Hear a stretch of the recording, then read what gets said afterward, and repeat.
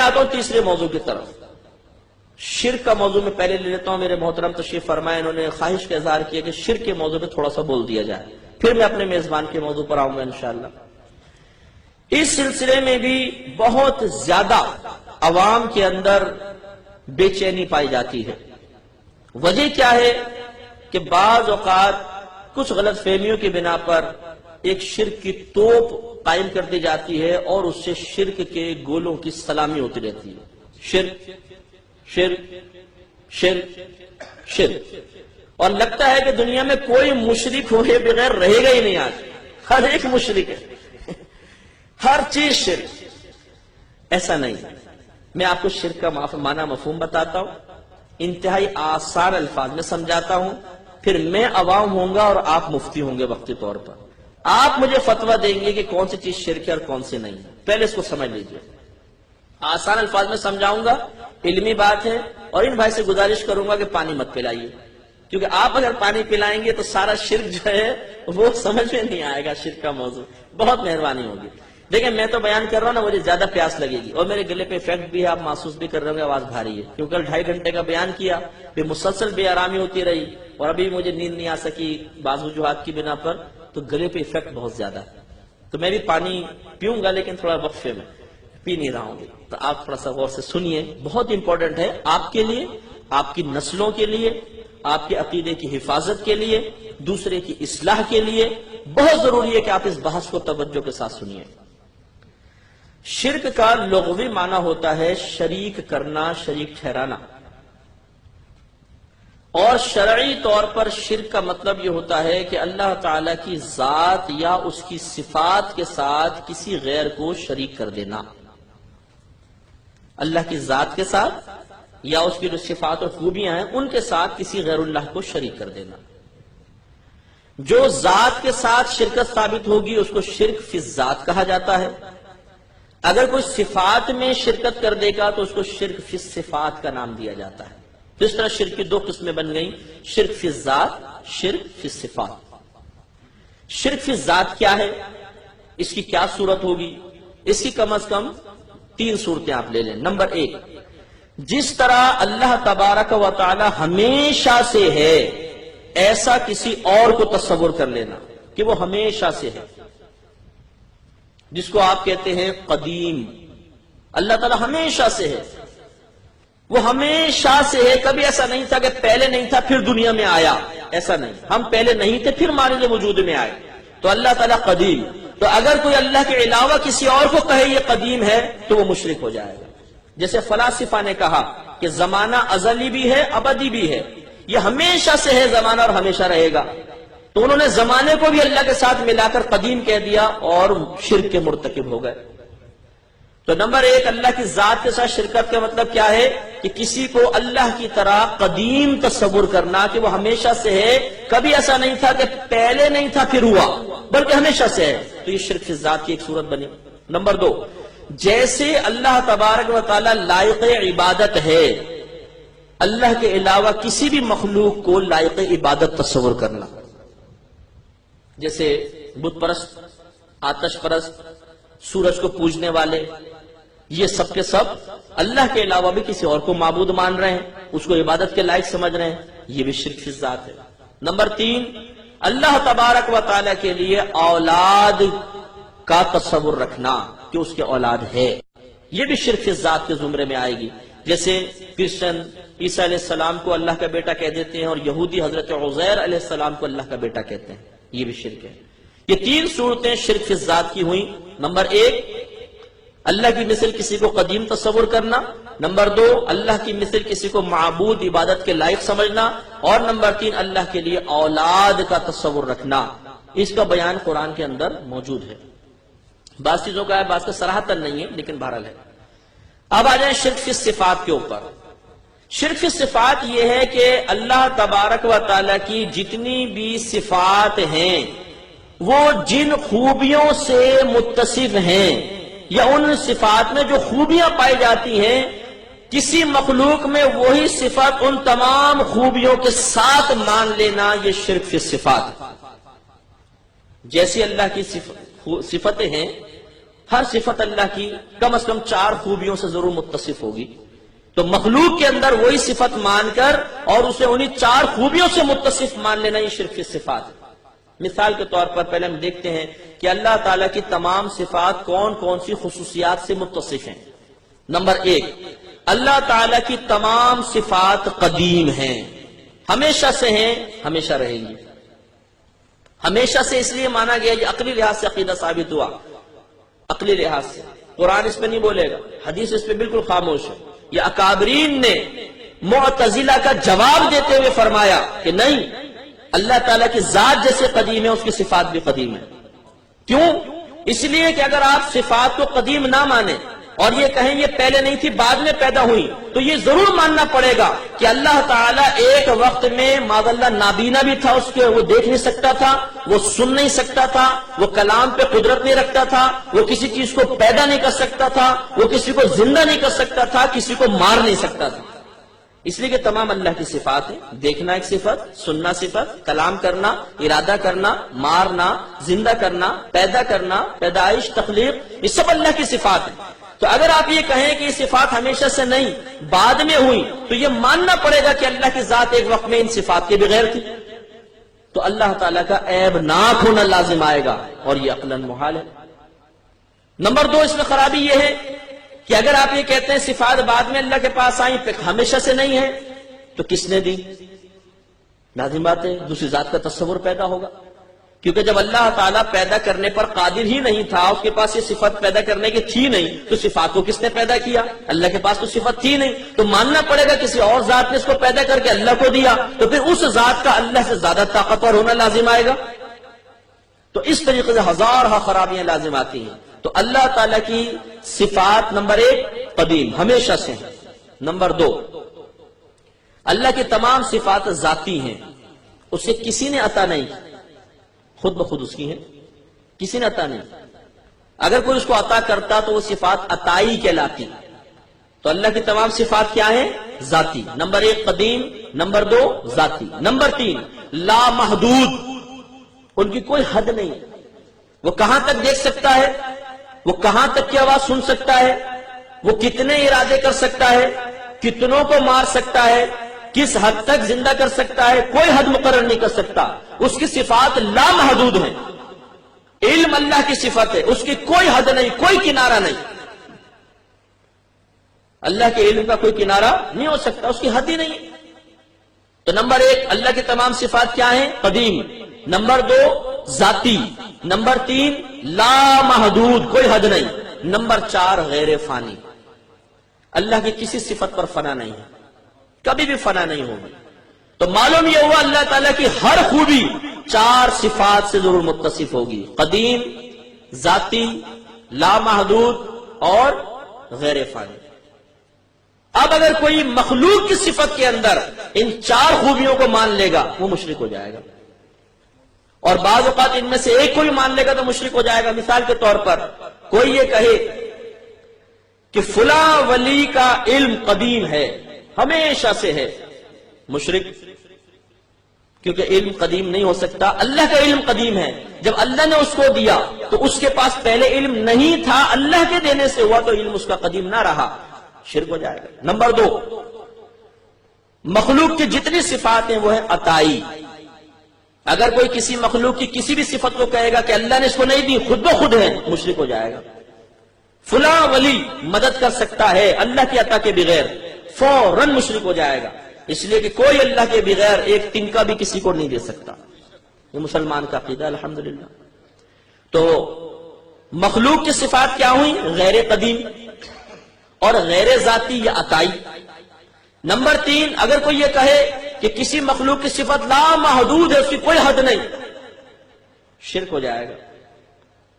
ایک ہے کسی مخلوق کی صفت کو لامحدود ماننا، ایک ہے حد نہ جان پانا، فرق ہے۔ ہمارے نبی کا علم کتنا ہے آپ بتا سکتے ہیں؟ نہیں، اس کی کوئی حد ہم قائم نہیں کر سکتے، لیکن یہ ماننا پڑے گا کہ نبی کا علم محدود ضرور ہے، اس کی کوئی نہ کوئی حد ضرور ہے، یہ ماننا پڑے گا، لیکن کتنی حد ہے اس پر آپ اور میں مطلع نہیں ہو سکتے، اس لیے کہ علماء نے ارشاد فرمایا کہ دنیا کا سمندر کے علم کی مانند آپ سب تصور کر لیں، اس میں سے اگر ایک چڑیا ایک قطرہ پانی پیے، منہ اٹھائے، اس کی چونچ سے جو قطرہ گرے گا تو یہ علوم کی مثال ہے۔ نبی کا علم تمام سمندر کی مثل ہے، اور اس چڑیا کی چونچ سے گرنے والا جو قطرہ ہے گویا کہ تمام مخلوق کا علم ہے۔ کوئی تقابل ہے، کوئی موازنہ کر سکتا ہے؟ اتنا عظیم علم ہے ہمارے نبی کا۔ تو ایک ہے کسی مخلوق کی صفت کو لامحدود تصور کرنا، یہ ممنوع ہے، اور ایک ہے کہ اس کی حد قائم کرنے سے عاجز آ جانا کہ بھئی میں نہیں کر سکتا، ہے تو ایک محدود لیکن کہاں تک وہ حد بھی نہیں پتہ چل رہی، یہ بالکل جائز ہے۔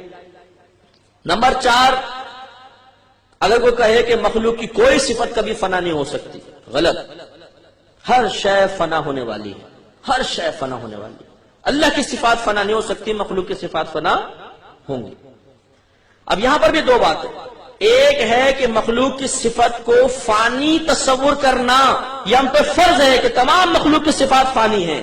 دوسرا یہ کہ ضروری نہیں کہ فانی ہو تو فنا بھی ہو جائے، جیسے ہمارے نبی کی صفات کہ اللہ نے جو عطا فرمایا اب اس پہ فنا نہیں ہو سکتی۔ ہاں وہ فانی ہم مانیں گے کہ فنا ہو سکتی ہیں، لیکن کیا ہوں گی؟ ان پہ کبھی ایسا نہیں ہوگا۔ مثال کے طور پر کیا یہ ممکن ہے کہ نہیں کہ میں گلاس اٹھا کے آپ کے سر پہ مار دوں؟ ممکن تو ہے نا، دماغ گھوم جائے مار دوں، لیکن کیا میں ماروں گا؟ نہیں، میں آپ کا ادب کروں گا، احترام کروں گا۔ ایک چیز ممکن ہوتی ہے لیکن ضروری نہیں کہ وہ ممکن وقوع پذیر بھی ہو جائے۔ تو ہمارے نبی کریم صلی اللہ علیہ وسلم کی صفات کو ہم فانی متصور کریں گے تاکہ اللہ کی صفات سے فرق ہو جائے، لیکن کیا یہ فنا ہونا واقعی بھی ہوا ہے؟ ایسا نہیں ہوگا، کیونکہ اللہ نے قرآن میں اعلان فرما دیا وَلَلْآخِرَةُ خَيْرٌ لَكَ مِنَ الْأُولَىٰ، اے حبیب ہر آنے والی گھڑی آپ کے حق میں پہلی سے بہتر ہے۔ جو صفات اللہ نے آپ کو عطا فرمائی اس کو روز بروز ترقی ہوتی جائے گی، فضائل و کمالات و برکات کے اندر ترقی ہوگی، اس میں کبھی کمی نہیں ہوگی، لیکن یہ عقیدہ رکھنا پھر بھی ہم پہ لازم ہوگا کہ ہاں اللہ کے علاوہ مخلوق کی صفات پر فنا ممکن ہے، لیکن ممکن مارد وجود میں بھی آ جائے یہ ضروری نہیں۔ ممکن ہے کہ اللہ تعالیٰ اس مکان کو سونے کا بنا دے، لیکن شاید یہ وقوع پذیر قیامت تک نہ ہو۔ تو ممکن ہونا اور وقوع پذیر ہونا یہ کوئی لازم ملزوم نہیں ہے۔ تو اب دیکھیے اللہ کی ہر صفت 4 صفتوں سے متصف، نمبر 1 قدیم، نمبر 2 ذاتی، نمبر 3 لامحدود، نمبر 4 غیر فانی، اور مخلوق کی صفات بھی ہر صفت 4 خوبیوں سے متصف۔ نمبر 1 غیر قدیم، اس کو حادث بھی کہتے ہیں، لفظ یاد رکھیے گا، حادث، ہا الف دال اور ثا، حادث۔ تمام مخلوق کی صفات غیر قدیم۔ نمبر 2 عطائی، نمبر 3 فانی، نمبر 4 محدود۔ یہ فرق آپ کے ذہن میں آ گیا؟ یہ فرق اگر آپ ملحوظ نہ رکھیں تو کائنات میں کوئی شرک سے بچ ہی نہیں سکتا، نہیں بچ سکتا۔ مثال کے طور پر آپ سب نے جو اپنے لباس پہن رکھا ہے اس کا مالک کون ہے؟ آپ کہیں گے میں ہوں۔ بھئی آپ نے جو لباس پہنا ہو آپ اس کے مالک ہیں کہ نہیں؟ حالانکہ اللہ فرماتا ہے کہ لہو ما فی السماوات و ما فی الارض، اللہ ہی کی ملکیت میں ہے جو کچھ آسمانوں میں ہے، جو کچھ زمین میں ہے، وہ تمام چیزوں کا مالک ہے۔ اب بتائیے آپ مشرک ہو گئے کہ نہیں ہو گئے؟ اللہ کہہ رہا ہے میں مالک، آپ کہہ رہے اس لباس کا میں مالک، 2 مالک۔ وصف ملکیت میں شرکت ثابت ہو گئی نہیں ہو گئی؟ آپ کیسے اس شرک کے الزام سے بری ذمہ ہوں گے؟ آپ کہیں گے کہ اللہ تعالیٰ کا مالک ہونا قدیم، میرا غیر قدیم، اس کا ذاتی، میرا عطائی، اس کا غیر فانی، میرا فانی، اس کا لا محدود، میرا محدود۔ شرک ختم ہو گیا؟ میں مانوں گا بالکل ٹھیک کہہ رہے ہیں آپ دیکھ رہے ہیں، دیکھنا ایک صفت ہے، اللہ بھی دیکھ رہا ہے کہ نہیں؟ بتائیے شرک ہو گیا کہ نہیں ہو گیا؟ آپ کہیں گے نہیں مفتی صاحب یہ شرک نہیں ہوا، اس لیے کہ اللہ کا دیکھنا قدیم، میرا غیر قدیم، اس کا ذاتی، میرا عطائی، اس کا لامحدود، میرا محدود، اس کا غیر فانی، میرا فانی۔ شرک کہاں سے ہوا؟ ٹھیک ہے میں تسلیم کروں گا۔ اب آجیے اس طرف، اللہ کے لیے علم غیب ہے کہ نہیں؟ ثابت ہے؟ میں کہتا ہوں نبی کے لیے بھی ثابت ہے۔ آپ کہیں گے یہ مفتی صاحب تو شرک ہو گیا، میں کہوں گا نہیں، اس لیے کہ اللہ کا علم غیب قدیم، نبی کا غیر قدیم، اللہ تعالیٰ کا ذاتی، نبی کا عطائی، اللہ تعالیٰ کا لامحدود، نبی کا محدود، اللہ تعالیٰ کا غیر فانی، اور نبی کے علم پر فنا ممکن ہے اگرچہ وہ کوئی پذیر نہیں ہوگی۔ تو جب ہر چیز میں آپ ان 4 دلیلوں کو دے کر شرک سے بچ گئے تو علم غیب مصطفیٰ میں شرک کہاں سے ثابت ہو گیا؟ جی میلاد مصطفیٰ منانا شرک ہے، لا حول ولا قوت، جتنا شرک کو ختم کرنے والا میلاد مصطفیٰ ہے اور کوئی چیز نہیں ہو سکتی ہے، اس لیے کہ میلاد ولادت سے ہے اور خدا پیدا نہیں ہوتا، بندہ ہی پیدا ہوتا ہے، مخلوق ہی پیدا ہوتی ہے، تو شرکت کو تو احتمال ہی نہیں میلاد میں، لیکن پھر بھی جی میلاد شرک ہے۔ اب آپ خود بتائیے بچکانہ بات ہے کہ نہیں؟ میلاد کو شرک کہنا ہے کہ شرک کرنا ہے؟ لا حول ولا قوت، کیسے شرک ہو جائے گا؟ نبی کریم کو دور سے پکارنا شرک ہے، اس لیے کہ اللہ تعالیٰ دور کی آواز سن سکتا ہے، آپ نبی کے لیے بھی ثابت کر رہے ہیں۔ ذرا سے توجہ چاہوں گا، ذرا سے توجہ، یہ انتہائی احمقانہ الزام ہے، انتہائی احمقانہ۔ کیوں؟ اس لیے کہ ہمارا رب تو دور کی آواز سنتا ہی نہیں ہے۔ آپ کہیں مفتی صاحب یہ کیا کہہ رہے ہیں؟ میں بالکل صحیح کہہ رہا ہوں، پہلے اس چیز کا نام بتائیے کہ اللہ تعالیٰ جس سے دور ہے، لائیے وہ چیز میرے سامنے کہ اللہ اس سے دور ہے، بتائیے۔ اللہ اپنے علم اور قدرت کے اعتبار سے پوری کائنات کو محیط ہے، وہ ہماری شہرت سے زیادہ قریب ہے۔ اللہ تعالیٰ تو قریبی آوازیں سنتا ہے، اگر دور کی آواز سننا کسی کا خاصہ ہو سکتا ہے تو ہمارے نبی کا خاصہ ہو سکتا ہے۔ شرکت کہاں سے ہو جائے گی؟ یہ احمقانہ خیالات پبلک کے اندر ڈال کر اور لوگوں کو انتشار میں مبتلا کرنا، یہ بے وقوفی ہے، یہ نادانی ہے۔ پہلے سمجھیے شرک کسے کہتے ہیں، اس کی حقیقت کیا ہے، پھر اس کے بعد کلام کرنا چاہیے۔ جی غیر اللہ سے استمداد، اس سے مدد طلب کرنا، نبی سے مدد مانگنا، ولی سے مدد مانگنا شرک ہے۔ کیسے شرک ہے؟ مدد کرنا بھی ایک وصف ہے۔ اگر آپ کہتے ہیں مدد صرف اللہ سے مانگنی چاہیے، مخلوق سے نہیں، کہ مخلوق سے مانگو گے شرک ہو جائے گا، تو ہم پہلے تو اسی اپنے ایک ضابطے کے تحت اس کو دیکھیں گے۔ اللہ تعالیٰ کا مدد کرنے کی صفت قدیم، ہمیشہ سے مدد کرتا چلا آ رہا ہے۔ اگر کوئی مخلوق مدد کرے گی تو پھر بعد میں کر سکتی ہے، ہمیشہ سے تو نہیں، جب اس کو یہ مدد کی قوت ملی اس کے بعد۔ اللہ کا مدد کرنا ذاتی، اسے کسی نے وصف نہیں دیا، لیکن ہمارے بڑے سے بڑے ولی، بڑے سے بڑا نبی، بشمول ہمارے نبی کریم صلی اللہ علیہ وسلم کے، ہم مسلمانوں کا ایمان اور عقیدہ ہے کہ اللہ تعالیٰ عطا کرتا ہے تو نبی آگے عطا کریں گے، اللہ کے عطا کے بغیر کچھ بھی نہیں دیں گے۔ اللہ عطا کرتا ہے تو اللہ کی وصف امداد ذاتی، اور نبی کا عطائی، اس کا لا محدود، نبی کا یا کوئی بھی غیر نبی مخلوق ہو اس کا محدود، اللہ تعالیٰ کے غیر فانی اور مخلوق کی صفت امداد پر فنا ممکن ہے۔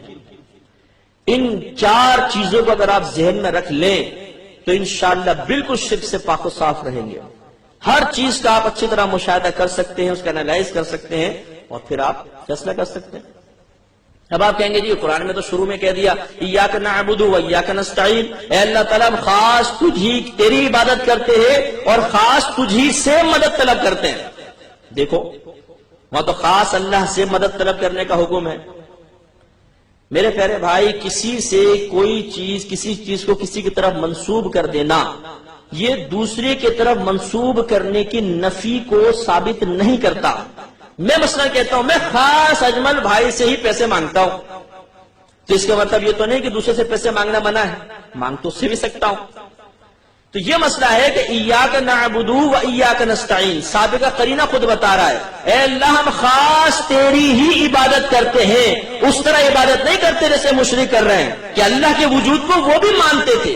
اللہ نے قرآن میں فرمایا ان سے پوچھو کہ تمہارا خالق کون ہے، یہ کہیں گے اللہ۔ ان سے پوچھو تمہیں رزق کون دیتا ہے، یہ کہیں گے اللہ۔ لیکن مشرک کہتے کیا تھے؟ وہ یہ کہتے تھے کہ ہم بتوں کی عبادت اس لیے کر رہے ہیں تاکہ یہ بت ہمیں اللہ کے قریب کر دیں۔ انہوں نے اللہ کے قرب کا وسیلہ بتوں کی عبادت کو قرار دیا، اللہ تعالیٰ نے ان کو مشرک قرار دے دیا۔ غلط، ایسا نہیں کرنا چاہیے۔ تو اب اگر آج کوئی شخص کسی غیر اللہ سے مدد طلب کر رہا ہے تو وہ اس کے زمرے میں نہیں آئے گا، کیونکہ ایاک نعبد و ایاک نستعین، اے اللہ ہم خاص تیری ہی عبادت کرتے ہیں، مشرکین کی طرح کسی اور کی عبادت کو تیرے قرب کا وسیلہ نہیں بناتے ہیں۔ و ایاک نستعین، اور خاص تجھی سے مدد طلب کرتے ہیں، مشرکین کی طرح نہیں کرتے کہ وہ بتوں سے مدد طلب کرتے ہیں۔ موازنہ کیجئے نا کہ جو سیاق و سباق اس کے اعتبار سے آیات کا معنی متعین ہوتے ہیں۔ لہذا یہاں پہ غیر اللہ سے امداد کی نفی، استمداد کی نفی نہیں ہے، مدد مانگ سکتے ہیں، کیونکہ سب سے بڑی دلیل میں آپ کو قرآن سے دیتا ہوں۔ پہلے ایک بات یہ سمجھ جائیے کہ جتنے بھی عربی حروف ہوتے ہیں یہ دو طرح کے ہوتے ہیں. ان کے آخر میں کبھی کوئی تبدیلی واقع ہوتی ہے، کبھی نہیں ہوتی. اگر ہو تو اس کو معرب کہتے ہیں، نہ ہو تو اس کو مبنی کہتے ہیں. اور جتنے معرب کلمات ہوتے ہیں یہ کم از کم 3 حروف سے ضرور مرکب ہوتے ہیں، کم سے کم 3 حروف ضرور ہوتے ہیں. انہیں حروف اصلیہ بھی کہتے ہیں اور ان کو مادہ بھی کہا جاتا ہے. تو لفظ نستعین کا مادہ ہے عون، عین واو نون، اس سے بنا ہے یہ نستعین. اب آگے قرآن میں آگے آئیے، اللہ فرماتا ہے وَاسْتَعِینُوا بِالصَّبْرِ وَالصَّلَاةِ. یہ وَاسْتَعِینُوا بھی عون مادے سے ہی بنا ہے جس سے نستعین بنا ہے. تو ایک طرف ہے اِیَّاکَ نَعْبُدُ وَإِیَّاکَ نَسْتَعِین، اے اللہ ہم خاص تیری عبادت کرتے ہیں، تجھی سے مدد طلب کرتے ہیں. اور دوسری طرف اللہ خود انہی حروف اصلیہ کے ساتھ بیان فرما رہا ہے وَاسْتَعِینُوا بِالصَّبْرِ وَالصَّلَاةِ، صبر اور نماز سے مدد طلب کرو. صبر خدا نہیں، نماز خدا نہیں، یہ غیر اللہ ہے، غیر خدا ہے. اور آپ کا رب آپ سے فرما رہا ہے وَاسْتَعِینُوا بِالصَّبْرِ وَالصَّلَاةِ، نماز اور صبر سے مدد طلب کرو. بتائیے کیا قرآن شرک مٹانے کے لیے آیا ہے کہ شرک کی ترغیب دینے کے لیے آیا ہے؟ مٹانے کے لیے آیا ہے.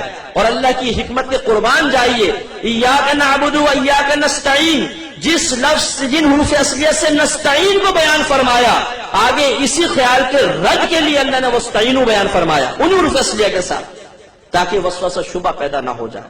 یہ حکمت ہو سکتی ہے اللہ تعالیٰ کی. لہذا غیر اللہ سے مدد مانگنا اگر صحیح عقیدے کے ساتھ ہو تو اس میں کوئی حرج نہیں ہے، اس سے کوئی شرک ثابت نہیں ہوتا. صحیح نظریہ بس یہ ذہن میں رکھیں کہ اللہ تعالیٰ سے مدد طلب کرنا افضل ہے، اولا ہے. اللہ مدد کرنے والا ہے، اسی کے دست قدرت میں پوری کائنات کے خزانے ہیں، وہی سب کا ملجا ہے، وہی ماوا ہے، وہی سب پر کرم نوازی فرماتا ہے. پوری کائنات میں خزانے رزق وہی تقسیم کر رہا ہے. لیکن اس کی ایک عادت کریمہ ہے کہ جب بھی کسی کو کچھ دیتا ہے تو بغیر وسیلے کے نہیں دیتا. میں ہمیشہ کوشچن کرتا ہوں کہ مجھے ایک ایسی چیز کا نام بتا دیں جو براہ راست اللہ تعالی کی طرف سے آپ کو مل گئی ہو. اللہ نے اس کو آپ کو عطا کرنے کے لیے کوئی وسیلہ مقرر نہ کیا ہو. کوئی ایک چیز کا نام بتائیں. ہر چیز کے لیے ایک دوسری چیز وسیلہ بن رہی ہے. آپ کائنات میں آئے، ماں باپ وسیلہ بن گئے. آپ کی پرورش ہوئی، ماں کا دودھ وسیلہ بنا، پھر روٹی غذا دیگر وسیلہ بن گئی. ہر چیز کے لیے اللہ نے ایک وسیلہ قائم کیا ہے. تو اللہ تعالیٰ کسی وسیلے کا محتاج نہیں، لیکن اس کی عادت کریمہ ہے کہ وہ وسیلے قائم فرماتا ہے. تو وہ غیر محتاج ہو کر وسیلہ قائم کرے، اور ہم تو خود محتاج ہیں. اگر ہم سنت الہیہ کی نیت سے کوئی وسیلہ قائم کریں تو یہ شرعاً کیسے غلط ہو سکتا ہے؟ اس لیے یہ عقیدہ ہونا چاہیے کہ دینے والی ذات اللہ کی ہے، اور انبیاء علیہ السلام، اولیاء کرام، صحابہ کرام اس اللہ تعالیٰ کی عطا کی راہ میں ایک وسیلہ ہے اور وہ ہمیں عطا فرما رہے ہیں. اس عقیدے کے ساتھ اگر کوئی طلب امداد کرتا ہے اس میں کوئی شرک کا شائبہ نہیں، کیونکہ وہ اس مخلوق سے حقیقت نہیں مانگ رہا بلکہ اس مخلوق کو وسیلہ بناتے ہوئے اپنے رب سے طلب کر رہا ہے. تو جو اپنے رب سے مانگ رہا ہو وہ مشرک کیسے ہو سکتا ہے؟ تو اس طرح آپ کئی معمولات لیتے جائیے، انشاءاللہ آپ یہ دیکھیں گے کہ وہ شرک کے زمرے میں نہیں آتے ہیں. اب یہ دیکھیے میں آپ سے پوچھتا ہوں، بتائیے انگوٹھے چومنا شرک ہے کہ نہیں؟ اب آپ سوچیں گے اس میں شرک کا شائبہ کیا ہے؟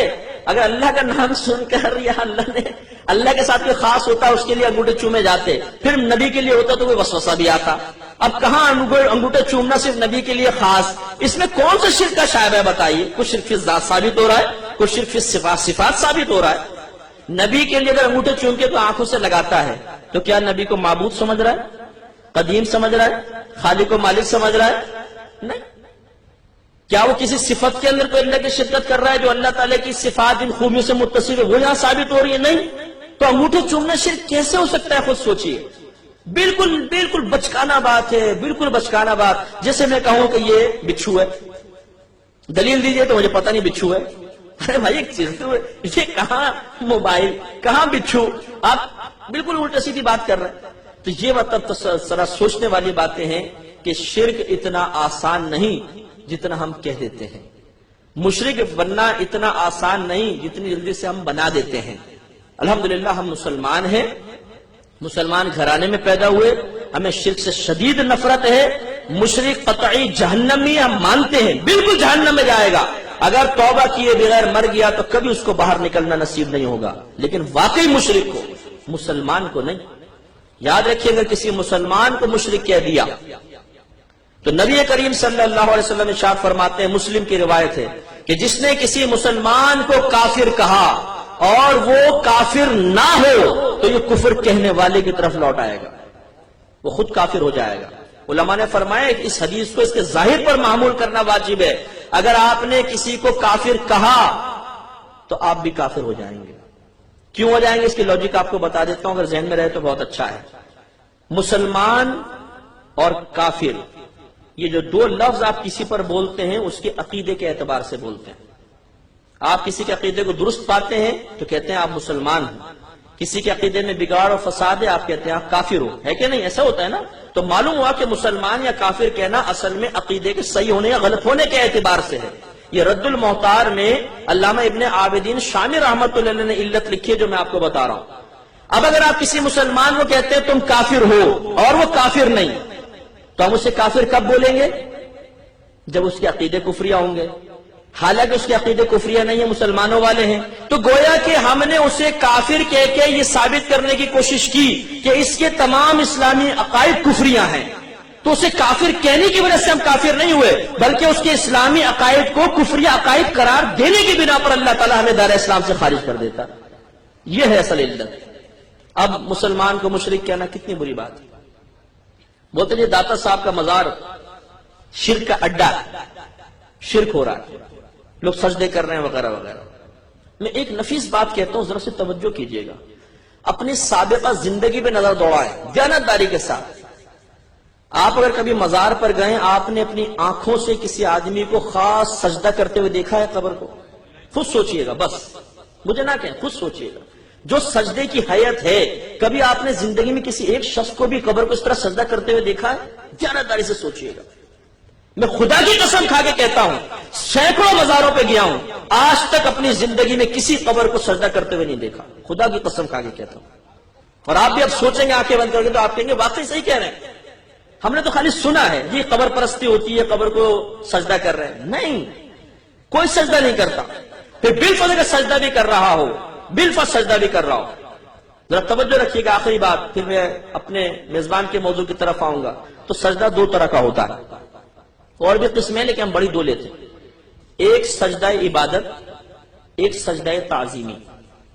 سجدہ عبادت کا مطلب یہ ہے کہ کسی کو عبادت کے لائق سمجھ کر اسے سجدہ کرنا، اور سجدہ تعظیمی کا مطلب یہ ہے کہ اسے لائق عبادت تو نہ سمجھا جائے، قابل تعظیم سمجھتے ہوئے اسے سجدہ کرنا سجدہ تعظیمی ہے۔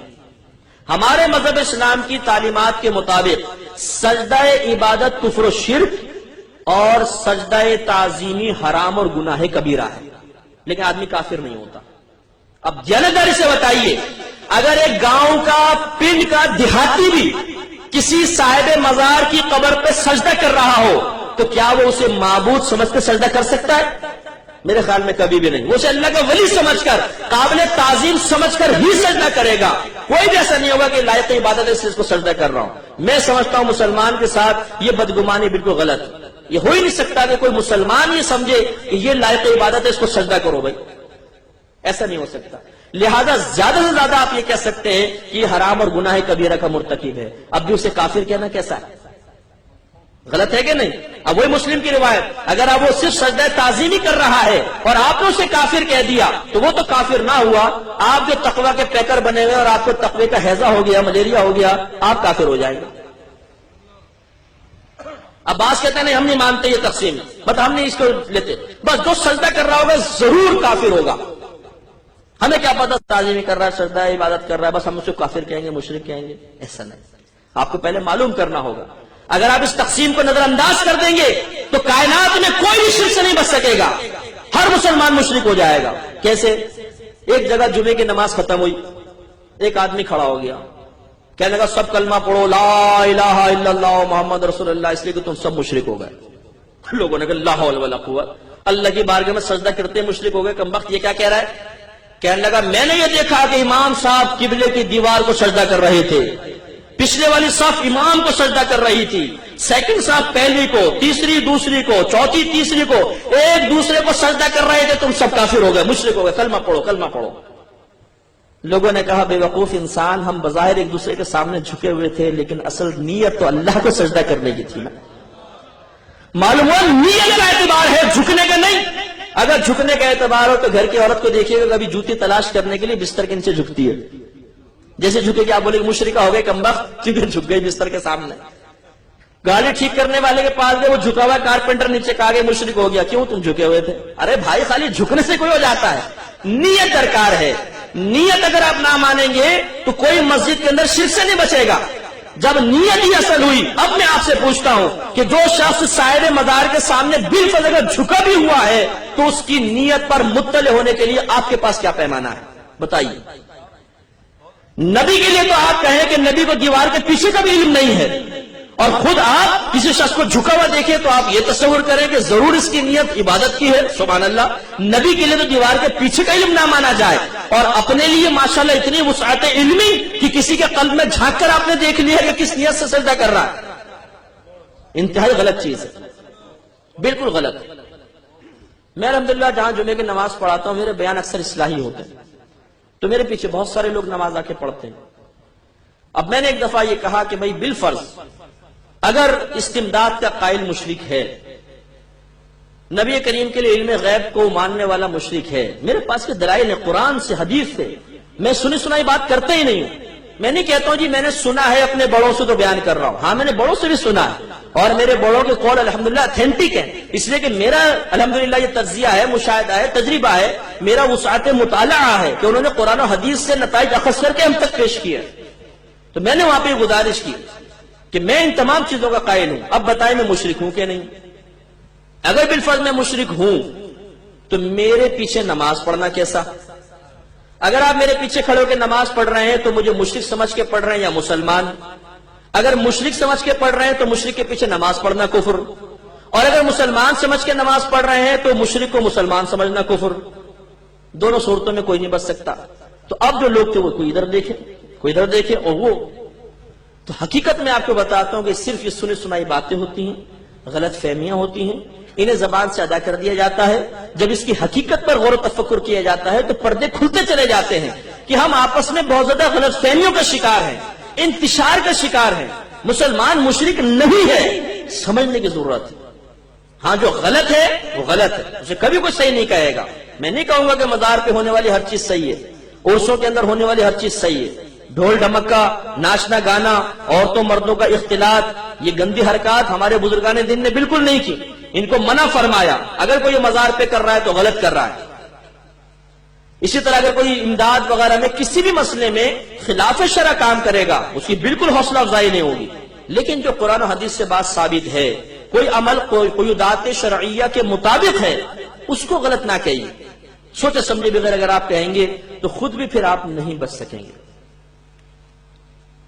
اب آخری بات بس اس میں عرض کر کے آگے چلتا ہوں، اسی میں ایک بدعت کا مسئلہ بھی ہے کہ جی میلاد منانا بدعت ہے، 11ویں منانا بدعت ہے، تیجا 40واں سب بدعت ہے۔ واٹ از بدعت؟ بدعت کہتے ہیں نئی چیز کو۔ اس کی تعریفیں آپ کو مختلف ملیں گی، لیکن میں وہ آپ کو تعریف بتا رہا ہوں جو واقعی یہ تعریف ایتھینٹک ہے اور ماننی چاہیے۔ نبی کریم صلی اللہ علیہ وسلم کے دور مبارکہ کے بعد دین میں یا دنیا میں جو بھی نیا کام پیدا ہوا اس کا نام بدعت ہوتا ہے، اور ہر بدعت بری نہیں ہوتی۔ اگر نبی کریم کے زمانے اقدس کے بعد کوئی کام نیا پیدا ہوا چاہے دین میں دنیا میں اور قرآن و حدیث کے خلاف ہے تو وہ بدعت سیئہ کہلائے گا، بری بدعت، اور یہ جہنم میں ہے۔ کلو بدعت ضلالہ، جو سرکار نے فرمایا کہ ہر بدعت گمراہی ہے، اس سے مراد یہ والی بدعتیں ہیں۔ اور اگر کوئی کام ایسا ہوا کہ اللہ کے نبی نے نہیں کیا لیکن وہ کام بعد میں پیدا ہوا اور دین کی تقویت کے لیے ہے، فائدے مند ہے، مسلمان اس سے اچھا سمجھ رہے ہیں، تو یہ ہے بدعت حسنہ، اس کو اچھی بدعت کہتے ہیں۔ اور اگر کوئی نیا کام پیدا ہوا اس کا دین سے کوئی تعلق نہیں، دنیا کا کام ہے، دنیا کے فائدے کے لیے ہے، اگر وہ قرآن حدیث کے خلاف ہے تو وہ بھی بدعت سیئہ، اگر خلاف نہیں ہے تو اس کو بدعت مباحہ کہتے ہیں، نہ گناہ نہ ثواب۔ اب میں چند مثالیں دیتا ہوں۔ مثال کے طور پر مسجدوں پر مینار اور گنبد کس نے بنایا بتائیے؟ سب بناتے ہیں نا. امام صاحب کو تنخواہ دیں گے تھوڑی سی، لیکن مینار کے اوپر لاکھوں روپے خرچ کرتے ہیں، لاکھوں روپے کا سریہ لگاتے ہیں. حالانکہ یہ کوئی سنت نہیں ہے بنانا. نبی کریم نے نہیں بنایا، صحابہ کرام نے نہیں بنایا. یہ تو بعد میں فقہائے اسلام نے اس کی اجازت دی، اس لیے کہ لوگوں کے گھر پکے بننا شروع ہوئے، مسجد میں اور گھر میں امتیاز ختم ہو گیا. مسافر آتے تھے، انہیں پتہ نہیں چلتا تھا مسجد کہاں ہے، تو پھر کہا بھی کوئی مابہل امتیاز ہونا چاہیے، کچھ نہ کچھ مسجد میں اور گھروں میں فرق ہونا چاہیے. تو کیا کریں، چلو جی گنبد اور مینار بنا دیں. تو گنبد اور مینار شروع ہو گئے. اب بتائیے اگر یہ بدعت ہے تو ہر مکتبہ فکر کی مسجد کے گنبد اور مینار نظر آئے گا. وہاں جا کے بدعت کا فتویٰ کیوں دم توڑ دیتا ہے؟ محراب نبی کریم کے دور میں نہیں تھی، سیدھی دیوار ہوا کرتی تھی، بالکل سیدھی دیوار. صحابہ کرام کے دور میں سیدھی دیوار ہے. یہ تو تبع تابعین کے دور میں جا کے کہیں محراب بننا شروع ہوئی. محراب کیوں بناتے ہیں؟ ہر مسجد میں محراب آپ کو نظر آئے گی، کسی بھی مکتبہ فکر کی محراب نظر آئے گی. کیوں؟ جماعت کے لیے ٹائم فکس کرنا، ظہر اتنے بجے ہوگی، عصر اتنے بجے ہوگی، مغرب اتنے بجے ہوگی، عشاء اتنے بجے ہوگی. نہ سرکار نے کبھی فکس کیا، نہ صحابہ کرام نے. جب جمع ہو گئے نماز پڑھا دی. کوئی ٹائم فکس نہیں ہوتا تھا. آج ہر مکتبہ فکر کی مسجد کے اندر جماعت کا ٹائم فکس ہے، اتنے بجے ہوگی، اتنے باقاعدہ اعلان کرتے ہیں. یہ بدعت نظر کیوں نہیں آتی؟ تو معلوم ہوا ہر بدعت بری نہیں ہے. پھر قرآن کے آپ دیکھ لیں، اعراب زبردیر پیش. صحابہ کرام کے دور میں شاید آپ کے لیے نئی بات ہو کہ قرآن پہ نقطے تک نہیں تھے، بغیر نقطوں کے تھا. زبردیر پیش نہیں، نقطے بھی غائب تھے. ان کو اللہ نے اتنا فہم عطا فرمایا تھا کہ وہ پڑھتے تھے تو خود بخود نقطے لگاتے چلے جاتے تھے. ایسا زبردست مطلب ان کا فہم تھا، حافظہ زبردست تھا. نقطے نہیں تھے، بعد میں نقطے لگنا شروع ہوئے. پھر زبر، زیر، پیش، رکوع کے نشانات، وقف کے نشانات، پھر منازل مقرر کرنا، یہ سب بعد کے ہیں. حجاج بن یوسف ظالم بادشاہ تھا، اس نے تمام کام کیا تھا. کیا یہ بدعت نہیں ہے؟ اگر ہے تو پھر کیوں ہوتا ہے؟ اب یہ دیکھیں کہ یہ بہت سی میں نے مثالیں دی کہ ہر شخص اس کو کر رہا ہے، اور حالانکہ یہ سب بدعتیں ہیں، لیکن کوئی بدعت حسنہ ہے. بری بدعت کی مثال آپ دیکھیں، اور اس سے یہ بھی ثابت ہوگا کہ نبی کریم کے دور کے بعد ہی بدعت کا آغاز ہوا. سیدہ عائشہ صدیقہ رضی اللہ تعالیٰ عنہ فرماتی ہیں کہ لوگوں میں نبی کریم کے وصال مبارکہ کے بعد جو سب سے پہلی بدعت ظاہر ہوئی وہ پیٹ بھر کر کھانا ہے. یہ آپ کا الفاظ ہے کہ وہ پہلی بدعت جو نبی کریم کے بعد ظاہر ہوئی، پیٹ بھر کے کھانا ہے.